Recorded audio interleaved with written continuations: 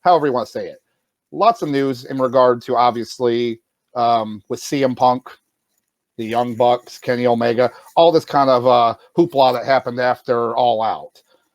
We're going to talk more about the pay-per-view matches a little later, but just in general, CM Punk after the show was over, they had a little media scrum, which it's nice to see. The WWE did it too, but it turned out to be a little bit more than that. It was definitely something that came like it.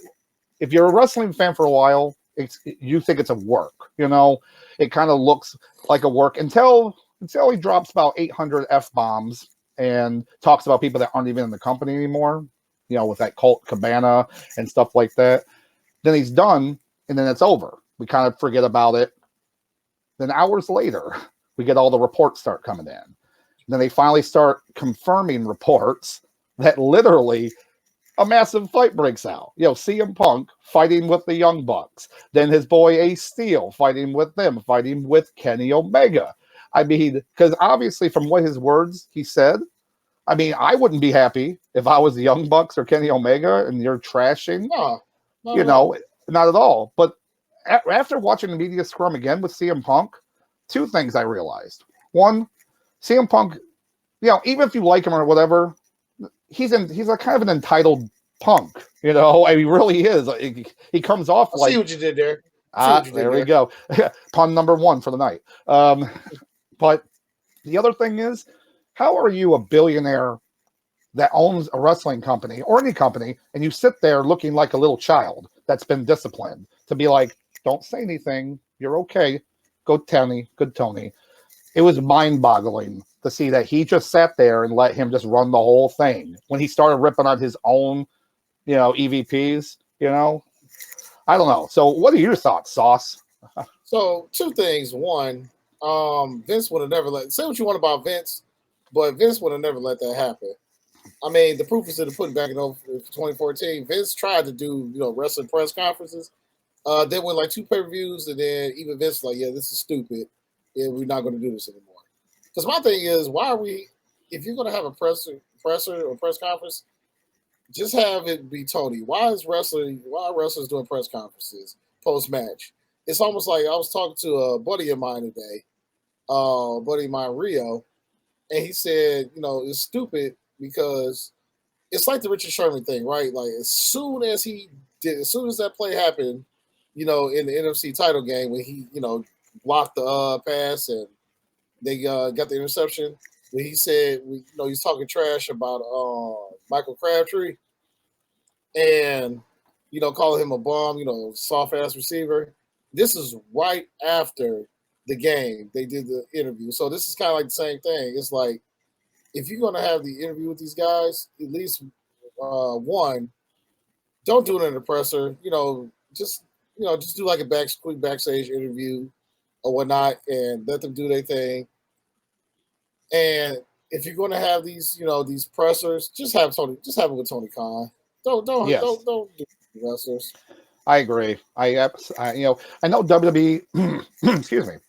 Clash of the Castle, they have one that's completely different. That was the first time they were overseas in a stadium in 30 years, so that was a completely different thing. And also, the big different thing is WWE. Well, it's like Jim Cornette said.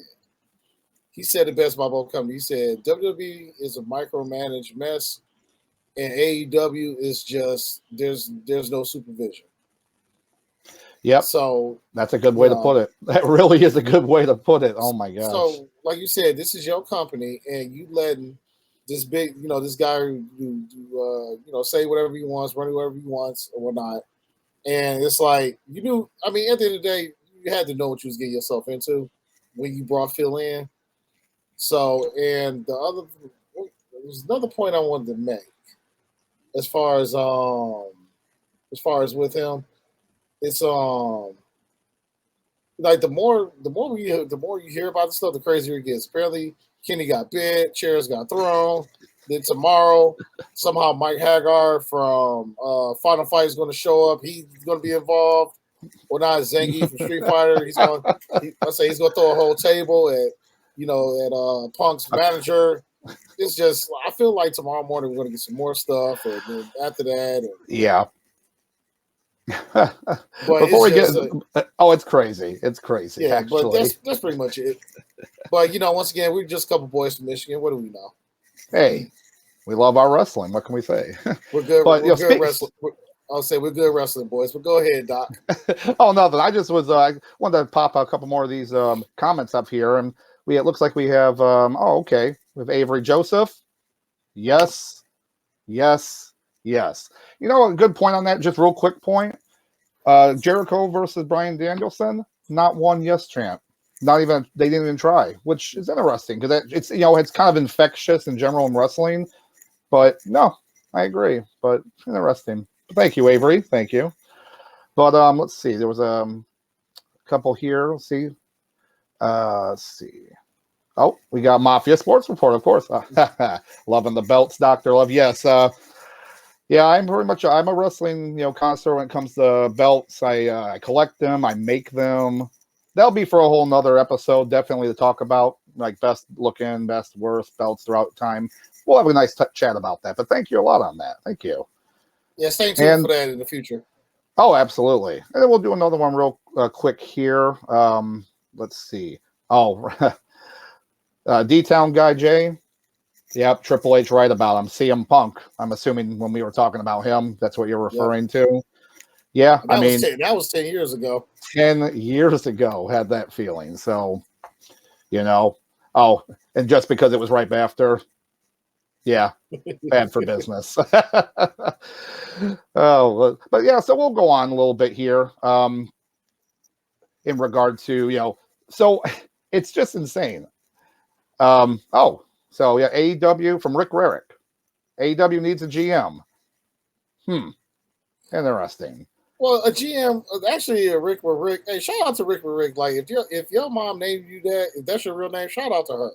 Yeah, that's actually a good wrestling name, by the way. I take that. Hey, shout out to your mom if she named you that for real. But have like a GM or a commissioner or somebody else, because obviously, Tony's got his vice presidents, but you almost need like kind of like an enforcer or something backstage. Or at least some type. Once again, this all goes back to structure. What Jim Cornette was talking about. You got to have some kind of structure.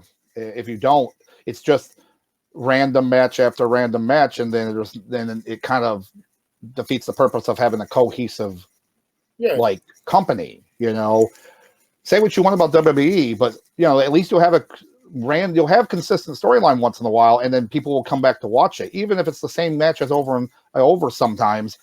You're still going to watch in a sense but yeah, but that's a good idea, but we'll see what ends up happening with all this mess now. But yeah, I mean, until there's more information about it, that's pretty much all we have right now, because right now, besides what we told you, nothing else is confirmed, and I'm not, and we're not going to go into too many other rumors of it now, because it would, I don't want to throw stuff out there that might not happen or it isn't true. We'll wait for tomorrow. So tomorrow on Dynamite for next week's, we'll definitely have something to talk about. Or if it's huge, we might pop on sooner. Who knows? Once again, we a couple of good wrestling boys, so we don't want to go rumor crazy. No, but I will say, as far as all this goes, I can't wait till like 5 years from now when we get a Dark Side of the Ring episode of this. It's gonna be great. Yeah. Absolutely. And actually, just one more, but only because this is pretty true. Yeah. From D-Town Guy Jay. Cody, seeing the writing on the wall. Yep. Ain't that the damn truth? I'll say that, Yep. Once they start taking stuff away from them, then you can't have 10 guys all having, the same type of power. Obviously, it needs to be structured, but Cody saw one. Yeah, Cody was like, you know what? Yeah, I'm out of here. Yeah, I'll go back to being Intercontinental Champion before I deal with this. And actually, one more before we get done business, D-Town guy said it perfectly. So it's two things. One, it definitely overshadowed MJF's return because nobody's really talking about that. And two, it kind of reminds me of the Will Smith thing. Like, Will Smith did the slap and overshadowed the fact that he won the Oscar for the first time, I believe, and nobody remembers that. And it's like Punk is now, a two-time champion outside of WWE, but nobody's talking about that now. And then, Kenny Omega is back, with gold around his waist, but nobody's talking about that right now because Phil is in his feelings. And here we go. See what I did there? 2. We got 2. But oh man, at this point, Doc, he's got his prescription pad ready for wrestling.